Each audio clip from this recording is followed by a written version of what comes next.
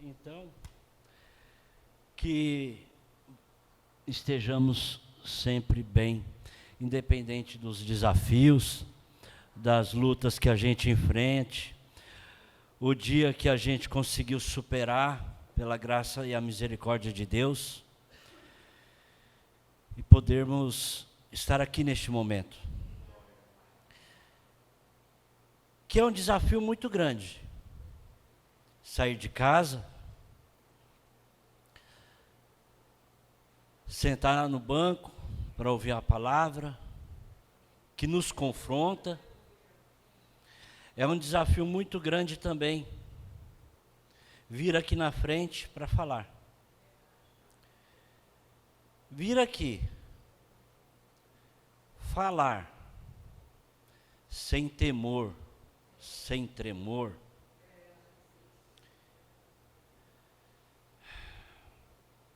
é fácil.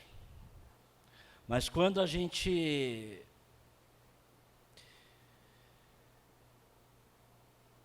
tem consciência, o mínimo de responsabilidade, a gente fala, meu Deus. Eu já quero. Beleza.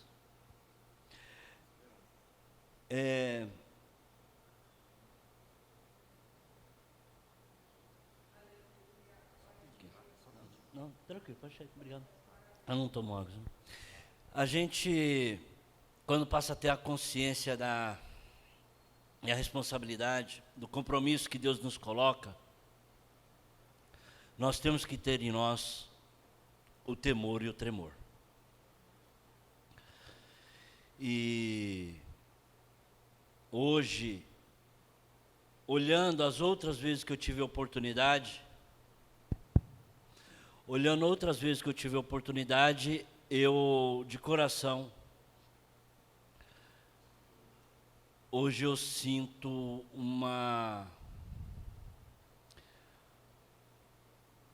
vamos dizer assim, uma pressão maior.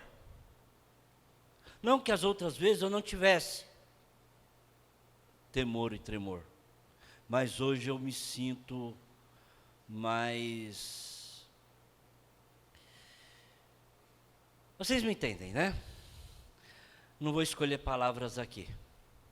Meus irmãos, hoje nós vamos falar da palavra de Deus, um assunto que eu venho há muito tempo. Eu falo para vocês até coisa de anos, me rebatendo, me relutando sobre esse texto. E eu tenho, assim, ao longo do tempo, uma percepção desse texto que me chama a atenção. Às vezes pode soar mal a alguém, mas eu vou tentar de todas as formas ser o mais simples e claro, pedindo pela graça de Jesus, que eu aqui não fale nada, que tudo aqui seja proveniente da boca dele, que ele fale. Mas eu peço aos irmãos que tenham o coração manso e humilde para entender o que pretenderemos aqui passar. Eu não estou aqui para julgar ninguém.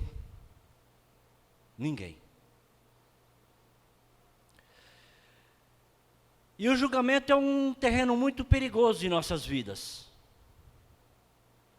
É um terreno arenoso.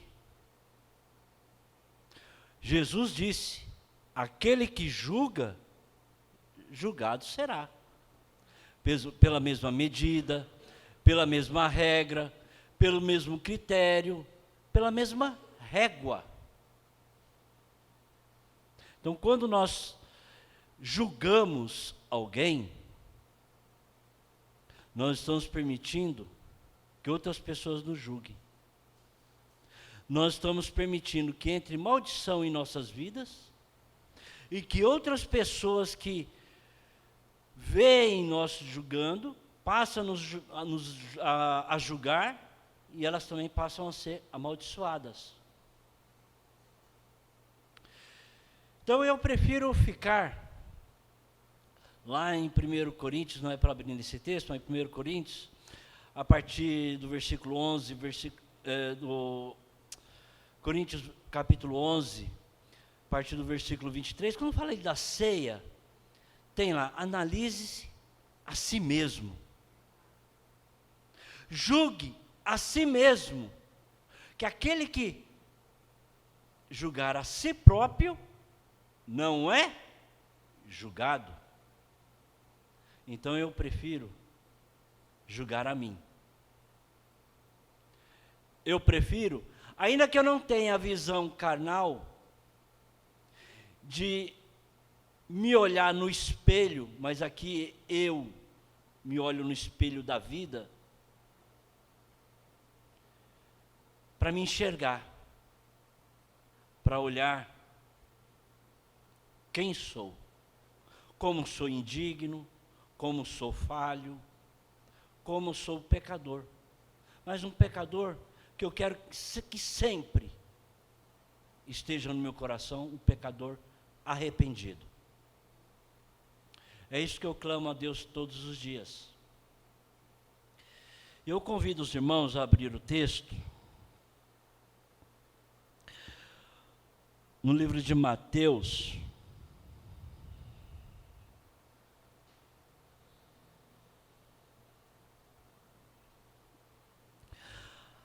a partir do versículo, capítulo 25, a partir do versículo 1. Mateus 25, a partir do 1.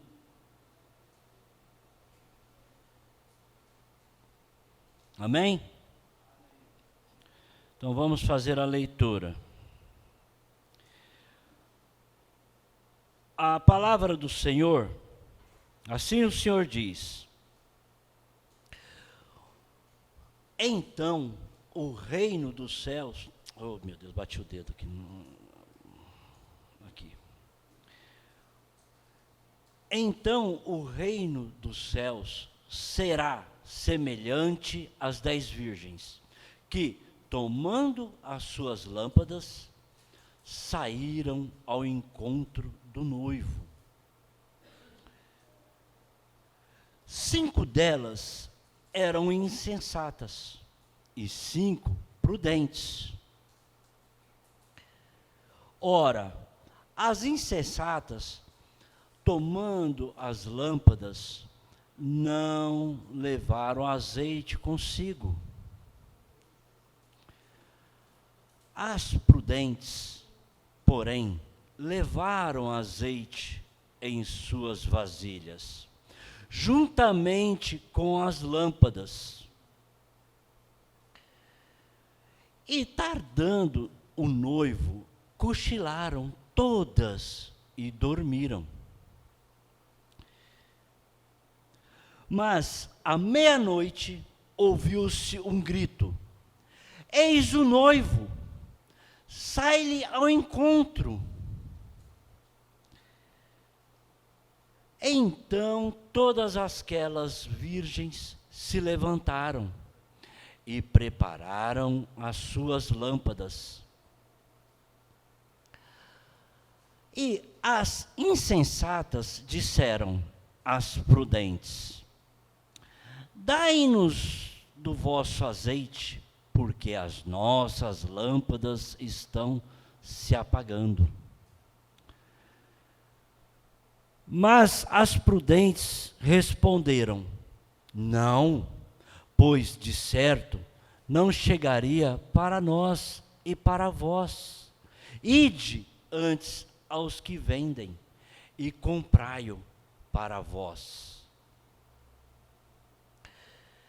E, tendo elas ido comprá-lo, chegou o noivo, E as que estavam preparadas entraram com ele para as bodas, e fechou-se a porta. Depois vieram também as outras virgens e disseram: Senhor, Senhor, abre-nos a porta. Ele, porém, respondeu: em verdade vos digo, não vos conheço. E o 13 diz: vigiai, pois, porque não sabeis nem o dia e nem a hora. Amém? Meus irmãos, são 13 versículos que nos traz uma mensagem. E aqui, primeira pergunta que nós temos que ter em mente: quem trouxe essa parábola? Jesus. Aqui, a pergunta bem infantilizada. Jesus já tinha sido crucificado? Não. E Jesus, logo no primeiro versículo, ele fala: será. Ele está falando de um futuro que acontecerá. Equiparando aquelas 10 virgens à igreja. O reino de Deus será como as 10 virgens. Naquela época, tinha casamentos desta natureza, com um casamento com múltiplas mulheres. Naquela época tinha. E era uma questão bem individualizada. E Jesus usou esse episódio para mostrar para aquele povo como seria. E hoje, também para nos mostrar como será. Aqui Jesus está falando da igreja. E aqui fala de 10 virgens. 10 virgens que estavam na casa do Pai, que estavam com lâmpadas e que estavam com azeite. Todas elas tinham azeite, mas tinham um diferencial. As 5 chamadas prudentes tinham azeite na lâmpada e nas vasilhas. Aquelas insensatas tinham azeite na lâmpada. A lâmpada estava acesa, tanto que dizem: nos dê azeite. Nossas lâmpadas estão se apagando. Então ali ainda tinha azeite. A lâmpada estava acesa, mas estava se apagando. Eu não vou entrar aqui numa questão de a salvação individual, nada disso. O que me choca é o comportamento da igreja. E Jesus está nos mostrando, desde lá de trás, de como seria. Pergunto para vocês: algum irmão aqui está passando por uma determinada dificuldade e procura um auxílio de um outro irmão, de uma outra irmã? O que vocês fariam? Vocês negariam esse auxílio ao irmão, à irmã?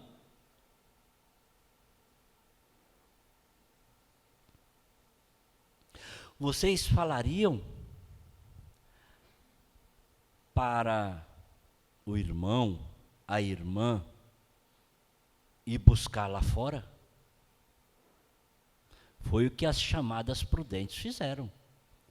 Vai buscar no comércio. Aquelas chamadas insensatas estavam no mesmo lugar. Criam que o noivo viria. E naquele momento, ainda com as lâmpadas acesas, porém a luz diminuindo, procurou ajuda aquelas irmãs. E aquelas irmãs, as prudentes, disseram: não, pode faltar para mim. Ele pode chegar, aí fica eu e vocês aqui. Como é que fica? Eu não vou entrar no mérito que o azeite significa o Espírito Santo. Se eu for entrar nesse mérito, pior ainda. Porque nós não compramos o Espírito Santo no mercado. Nós não vamos buscar no comércio adquirir o Espírito Santo.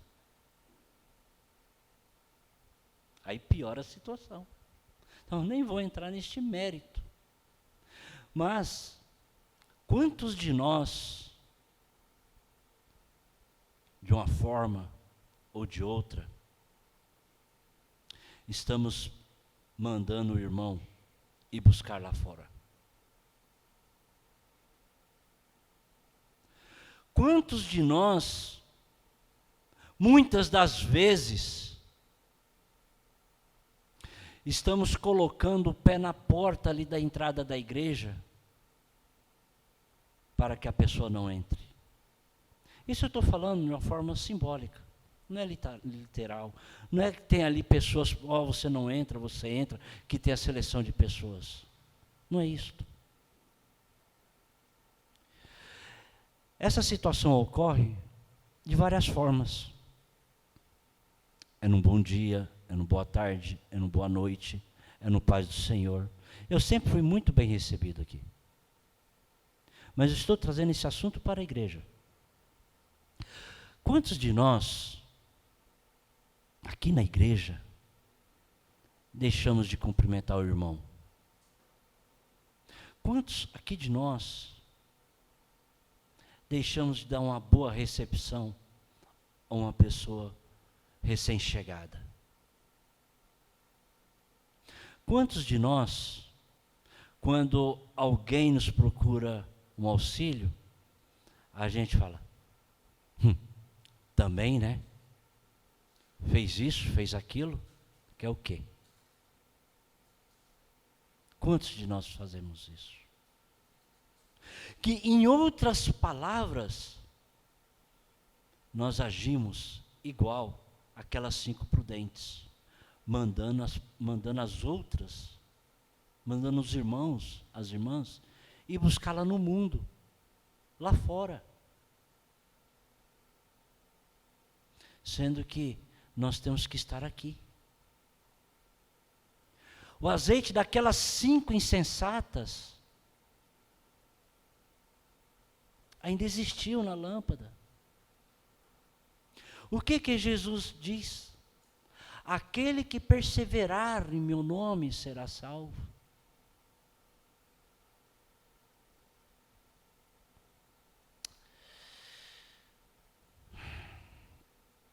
Quando ele fala perseverar, é acreditar. É acreditar. É ir até o fim. Se Jesus deu essa afirmação para todos nós, o porquê titubeamos? Repito, tinha azeite na lâmpada, nas lâmpadas daquelas virgens. As prudentes tinham que chegar e dizer: irmã, persevere. Nós somos virgens, somos puras, estamos aqui aguardando o noivo, e ele chegará. Na sua saída daqui para ali, ele pode chegar. Então persevere, porque Deus não é injusto. Ele não é injusto. Se elas tivessem perseverado, sendo Deus, onisciente, presente, potente. Você acha que ele não chegaria na hora, antes de definitivamente aquelas lâmpadas se apagarem? Deus não é injusto, gente. Vocês acham verdadeiramente, de coração, vocês acham verdadeiramente que as prudentes entraram mesmo porque elas estavam preparadas? Esta afirmação milita contrário à palavra de Deus. Porque a palavra de Deus diz que não é por mérito. Não é por mérito. Elas entraram. Mas foi pela misericórdia e a graça de Deus. Aquelas 10 virgens que ali estavam em mesmo patamar, em mesmas condições. As prudentes entraram, foi só pela graça e a misericórdia de Deus. Ou vocês acham que Deus não viu aquelas 5 prudentes recusando atender as outras? Você acha que Deus se agrada disso? O que Jesus disse? Eis que vos dou um novo mandamento. Ame uns aos outros, como eu vos amei. Olha, se alguém te desferir um tapa numa face, dê a outra. Se pedir a túnica, dê a capa. Mandar 2 milhas, mandar 1 milha, ande 2. Perdoa. Jesus sempre pregou o perdão. Jesus sempre pregou a compaixão, o amor. Será que teve amor por aquelas 5 prudentes? Será? Elas entraram, beleza. As prudentes são salvas? São. Então tá bom, são salvas. E no momento do tribunal de Cristo, como é que fica? As obras serão julgadas.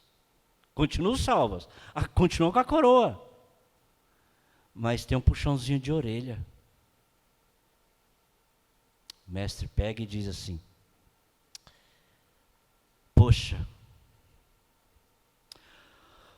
presbítero Rafael, você teve a oportunidade de fazer aquilo ali, cara. Por que você não fez?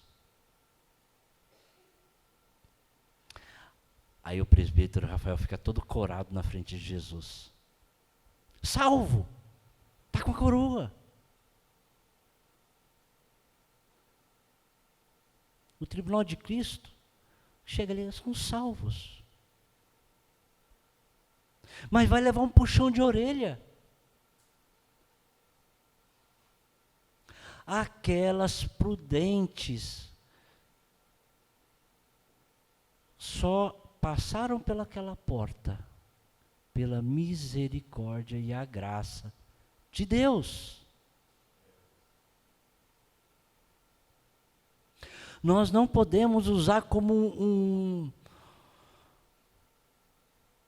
um texto base para dizer, essas são as sábias, as prudentes, estavam preparadas e entraram.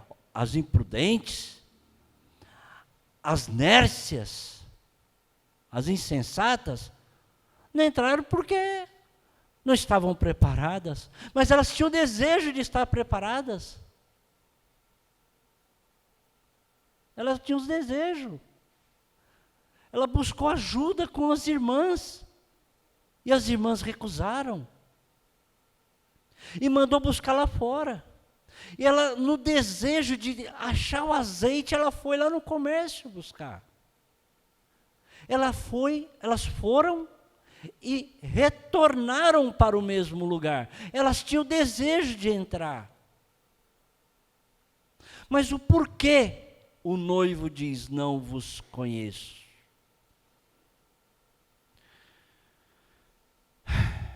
É triste.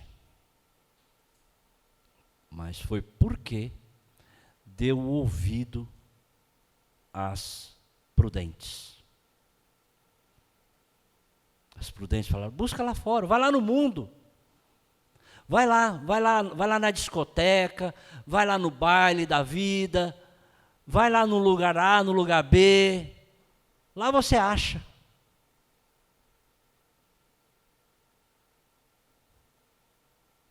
E aí deram ouvidos e foram.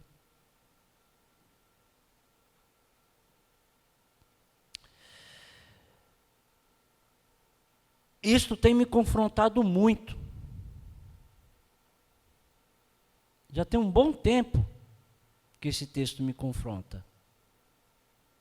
Quando a gente faz a leitura na multiplicação dos pães e dos peixes, o que os discípulos disseram para Jesus? Ah, mestre, ô Senhor, manda esse povo embora. Manda esse povo embora, não tem comida para esse povo não.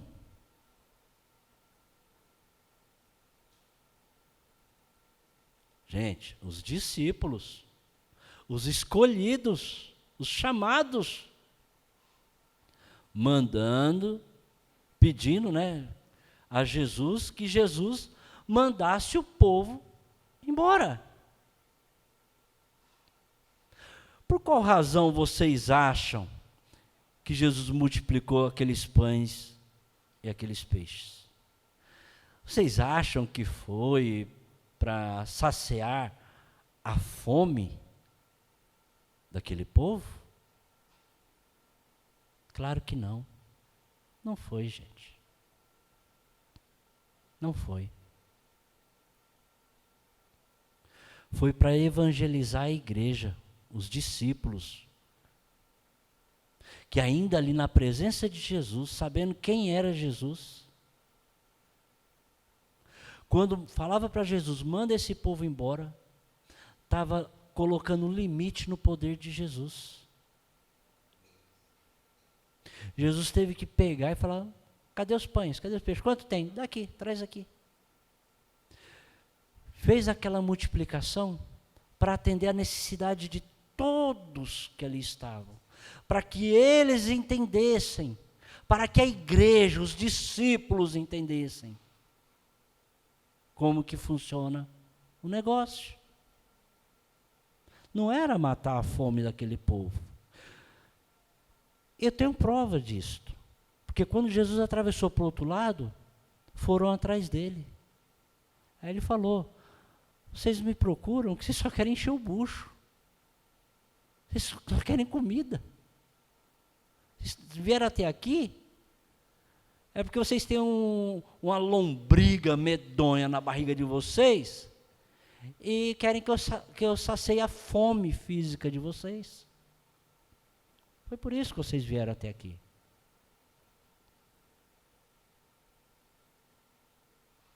E aqueles discípulos estavam pedindo para Jesus mandar o povo embora. Quantos de nós, por uma atitude aqui, uma atitude lá, mandamos alguém embora?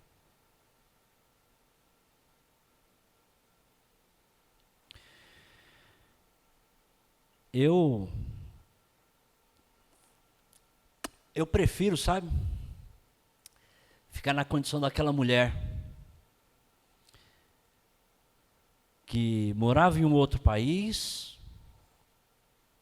e Jesus andava para aquele país, e ela ouvia falar que ele estava por ali, e ela baixou atrás dele e falou, pá, tem um probleminha para resolver. Tem uma filha que está endemoniada, grandiosamente endemoniada. Está numa situação que ninguém mais aguenta. E depois de toda aquela conversa que Jesus teve com aquela mulher, e aquela mulher diz: olha, sem problema, essas migalhas que caem debaixo da mesa, é a graça suficiente para entrar o poder dentro da minha casa e curar minha filha. Eu prefiro ficar na condição daquela mulher. Eu prefiro.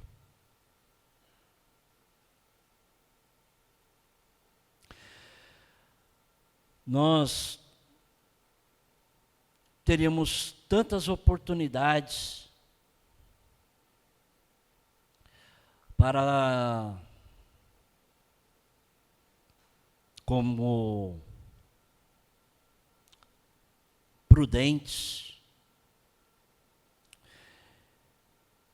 levar a bênção a outras pessoas.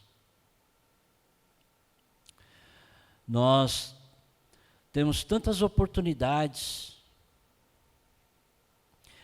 de abençoar outras pessoas com a palavra de conforto, uma palavra de segurança, de proteção. Mas muitas das vezes nós nos deparamos com pessoas com o coração amargurado, com tristeza, a ponto de sequer conversar com outra pessoa.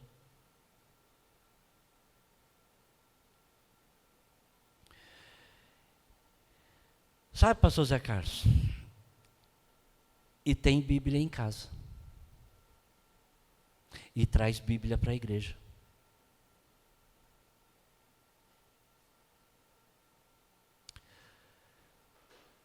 Todos nós que temos uma Bíblia em casa, na língua portuguesa, não tem desculpa. Não tem desculpa. Eu ainda, sabe, pastor? Eu tinha desculpa, sabia? Eu tinha desculpa quando não tinha celular, quando nós não tínhamos acesso à leitura da palavra. Que aí dependia de alguém vir ler um texto, hoje aqui, um texto acolá, coisa desse tipo. Mas de ter o acesso à palavra e fazer a leitura, eu tinha desculpa lá atrás. Hoje eu não tenho. Eu li o texto aqui. Eu fiz uma leitura de 13 versículos. Não mais me permite querer sair pela tangente e me esquivar das responsabilidades.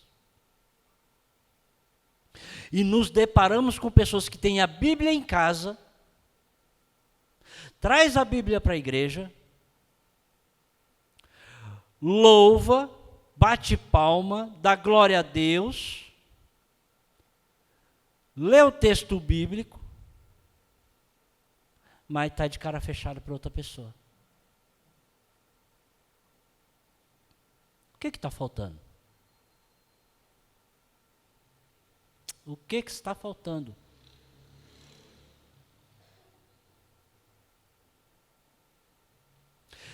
E a pessoa de cara fechada, falta bater no peito e dizer que é prudente.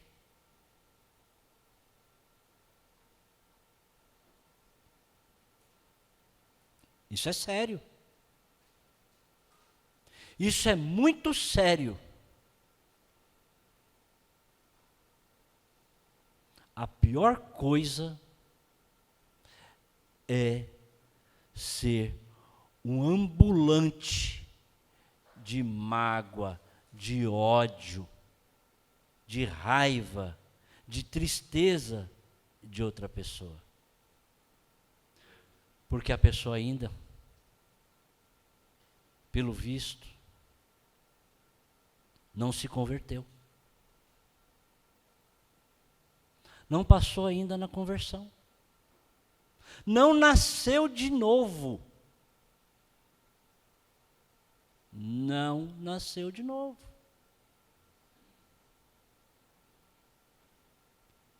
Esse é o retrato da igreja.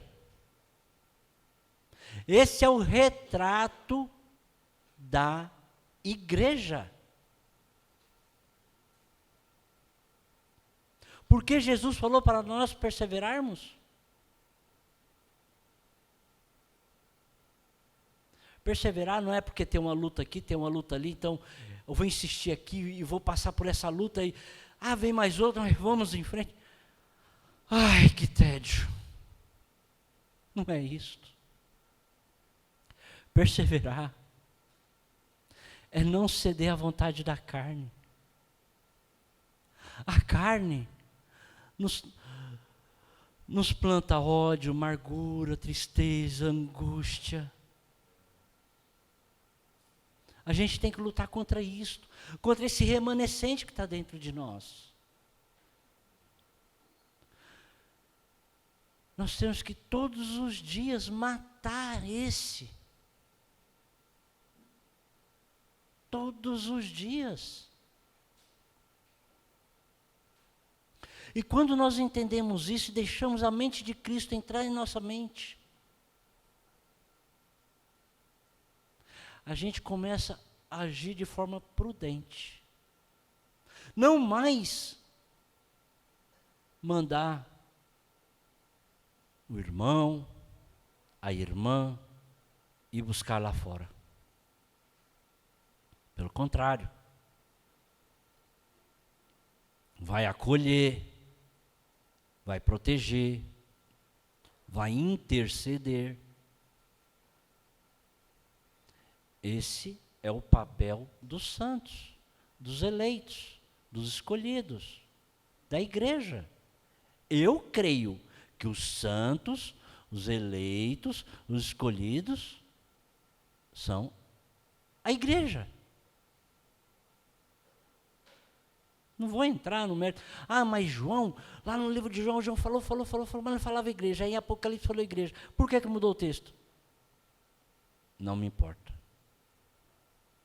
O que me importa, que eu creio, é que os santos, os eleitos, os escolhidos, os que receberam Jesus como seu único e suficiente Salvador, os que confessaram Jesus publicamente, os que crê que Jesus morreu e ao terceiro dia ressuscitou, e está na direita do Pai intercedendo por nós, vem nos buscar,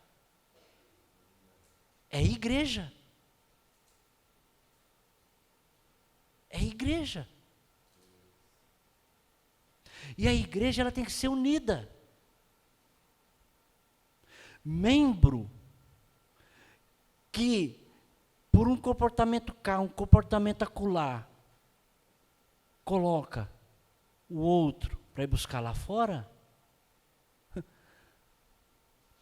está tomando uma atitude perversa de amputador. Nós somos membros do corpo de Cristo? Somos, então amém. Se somos membros do corpo de Cristo, e a gente manda a pessoa ir lá para o mundo, nós estamos amputando, nós estamos cortando. Que autoridade que nós temos para isso? Que poder nós temos para isto? Quem somos nós para fazer isto?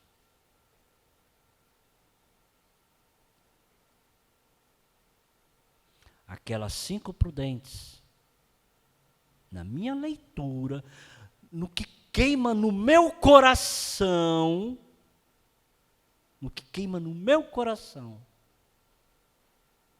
elas erraram. Estavam com azeite a mais, estava com a lâmpada, estava com as vasilhas, estava esperando. Beleza.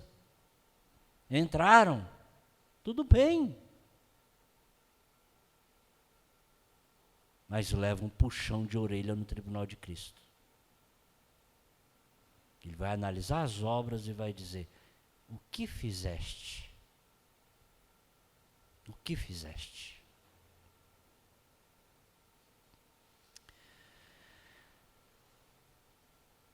Como disse no começo, a questão aqui não é julgar um ou julgar outro. A palavra de Deus é para nos confrontar. E vocês podem ter certeza de uma coisa: muitos e muitos e muitos e muitos textos bíblicos me confrontam. Muitos. Estou fazendo uma leitura, daqui a pouco eu falo: uau, o que seria de mim? Mas esse texto me confronta sempre, porque as prudentes mandaram as nércias irem buscar lá fora.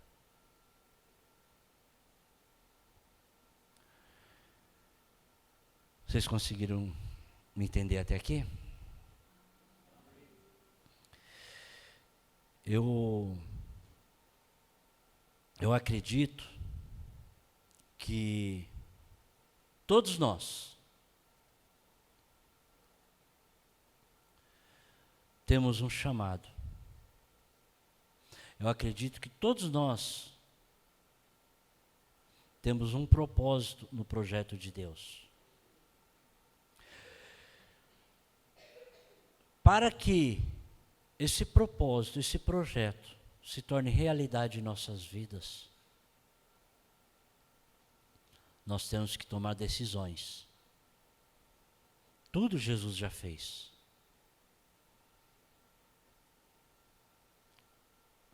Ele não vai mais ser introduzido em um ventre de uma mulher virgem, nascer, ser levado para lá, para cá, perseguido, ameaçado de ser apedrejado. Ele não vai vir aqui mais para ser esbofeteado, ultrajado, humilhado, cuspido, chicoteado. Ele não vem mais aqui para ser cravado em uma cruz. Ele não vem mais aqui para dizer: está consumado. Ele não vem mais aqui para rasgar o véu de cima a baixo. Ele não vem. Ele já veio. Ele já fez tudo que tinha que fazer. Somos nós agora que deveremos nos posicionar. A graça e a misericórdia de Jesus alcança nossas vidas, alcançou nossas vidas, sim ou não? Queremos o que Cristo fez na cruz para nós, sim ou não? Queremos a reconciliação, sim ou não? Nós temos que tomar uma decisão, nós temos que decidir, nós temos que cair em si, como aquele filho pródigo. Ele saiu da presença do pai, tudo por causa de dinheiro. Pai, me dê minha parte, cabe da herança. O pai não questionou nada, entregou. O filho ali ficou alguns dias na propriedade. Após alguns dias, ele foi embora. Pôs a bufunfa no bolso, soltou do poderoso e vou resolver minha vida. Um dia ele caiu em si e ele voltou à presença do pai. Já imaginaram se o pai chega e diz: não, você é um nércio, você pediu tua parte, eu dei, você foi, e está tudo certo, você não vos conheço, e fechasse a porta na cara do filho? O que aquele pai fez? Correu, abraçou, beijou, colocou anel, mandou pôr roupas novas, sandálias novas, levou para dentro de casa, mandou matar um novilho gordo, cevado. E ali inaugurou uma festa. Por quê? Meu filho estava morto, reviveu. Estava perdido, foi achado. Amém? Esta é a mensagem que tinha para entregar para vocês hoje. Deus abençoe a todos.